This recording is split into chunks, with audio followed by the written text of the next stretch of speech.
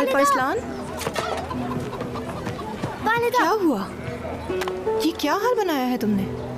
دیکھو تو ذرا، پسینے میں تر ہو گئے ہو بالکل۔ میں نے خواب دیکھا والدہ۔ اچھا، تو کیا خواب دیکھا ہے میرے بیٹے نے؟ یہی تو دیکھا تھا میں نے۔ میں میدان میں تھا، جنگ ہو رہی تھی وہاں۔ اس کے بعد ایک مسیحا آ گیا وہاں پر اور انہوں نے ایک پودا دیا، کہا کہ اسے اپنی جگہ پر پہنچا دینا کیونکہ اس کی جگہ اس دروازے کے پار ہے۔ جب میں دروازے کے پار جانے لگا تو میری آنکھ کھل گئی۔ الپرسلان، بہت مبارک ہو تمہیں، تم نے تو بہت